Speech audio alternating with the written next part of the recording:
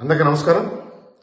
దేశం ఉలిక్కిపడే అంశం నిన్న ఆంధ్రప్రదేశ్ విశాఖ పోర్టులో ఇంటర్పోల్ సమాచారంతో సిబిఐ ఒక కంటైనర్ని స్వాధీనం చేసుకుని దాని శాంపిల్స్ని చెక్ చేస్తే డ్రైడ్ ఈస్ట్ అనే పదార్థంలో కొకైన్, హెరాయిన్ 25,000 కేజీలు.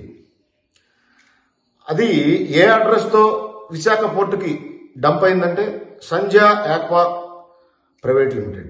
ఆ కంపెనీ ఎవరిదంటే సంతనూతలపాడు నియోజకవర్గంలోని ఒక వైసీపీ నాయకుడికి సంబంధించిన కంపెనీ. అతను ఎవరికి అత్యంత సన్నిహితుడయ్యా అంటే విజయసాయి రెడ్డి. దేనికి ఈ అంశాన్ని చెప్పబోతున్నానంటే నేను సిబిఐ పొందుపరిచిన ఎఫ్ఐఆర్లో మనందరం ఆశ్చర్యపోయే అంశం ఉంది.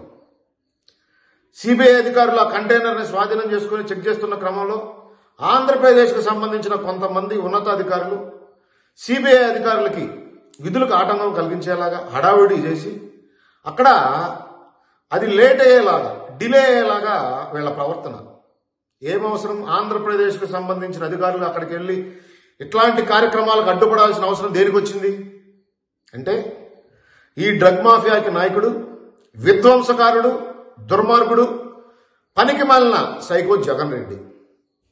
నారా చంద్రబాబు నాయుడు గారి పరిపాలనా సమయంలో విశాఖని ఫైనాన్షియల్ క్యాపిటల్గా, టూరిజం క్యాపిటల్గా, పెట్టుబడులకి స్వర్గధామంగా తయారు చేసి ఆంధ్రప్రదేశ్ అభివృద్ధిలో విశాఖ నగరాన్ని ఒక మైలురాయిగా ఆయన ప్రపంచానికి, భారతదేశం నిరూపిస్తే ఈ దుర్మార్గుడు సైకో జగన్ రెడ్డి విధ్వంసకారులకు అడ్డాగా, కబ్జాకోరులకి నిలయంగా, డ్రగ్ మాఫియాకి క్యాపిటల్గా విశాఖ నగరాన్ని తయారు చేసి రాష్ట్రంలో ఉన్న యువకుల జీవితాలని కూకట వేళ్లతో పెకలిస్తా ఉన్నాడు ఈ దుర్మార్గుడు.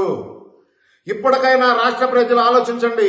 ఈ దుర్మార్గుడిని రాష్ట్రం నుండి తరిమి కొట్టకపోతే ఇదే విధాన వేల లక్షల కోట్ల రూపాయల డ్రగ్స్ ని ఇంపోర్ట్ చేసుకొని మన పిల్లల భవిష్యత్తుతో ఆటలాడి మన దగ్గర నుండే డబ్బులు సంపాదించి వాటిల్లోంచి కొంత విధిలించి మన దగ్గర నుండి ఓట్లు కొనుక్కొని మరొకసారి దుర్మార్గుడు ఈ రాష్ట్రానికి నాయకుడు అయ్యేదానికి ప్రయత్నాలు చేస్తా ఉన్నాడు.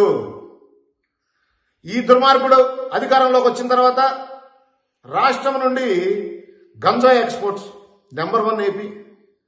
దేశంలో ఎక్కడ గంజాయి దొరికినా దాని మూలాలు ఆంధ్రప్రదేశ్. ఈ విధంగా రాష్ట్ర భవిష్యత్తుని సర్వనాశనం చేస్తున్న సైకో జగన్ రెడ్డిని రాష్ట్రం నుండి తరిమి కొట్టేదానికి ఈ రాష్ట్రంలో ఉన్న పౌరులందరూ కలిసి చేయగలి పనిచేయాలని కోరుకుంటూ ఈ రోజు కూడా ఇంకా ఈ దుర్మార్గుడు సైకో రెడ్డిని సమర్థిస్తున్న కొంతమంది వైసీపీకి సంబంధించిన కార్యకర్తలు కావచ్చు, నాయకులు కావచ్చు, ఒకసారి ఆలోచించండి. మీరు కూడా ఈ రాష్ట్ర పౌరులే. ఈ విధంగా ఆంధ్రప్రదేశ్గా తయారవుతున్న రాష్ట్రంలో మీ పిల్లలు భవిష్యత్తు ఏ విధంగా ఉంటుంది రాబోయే రోజుల్లో ఆలోచించి ఇప్పటికైనా ఆ దుర్మార్గుడిపై నారా చంద్రబాబు నాయుడు గారు, నారా లోకేష్ గారు, పవన్ కళ్యాణ్ గారు చేస్తున్న పోరాటానికి మీరందరూ మద్దతు తెలియజేయాలి. ఈ రాష్ట్ర భవిష్యత్తు కాపాడుకునే దానికి మనందరం మన ఓటుని నారా చంద్రబాబు నాయుడు గారు ముఖ్యమంత్రి అయ్యేదానికి వేసి ఈ రాష్ట్ర భవిష్యత్తును కాపాడాలని చెప్పి మీ అందరినీ కోరుతా ఉన్నాను.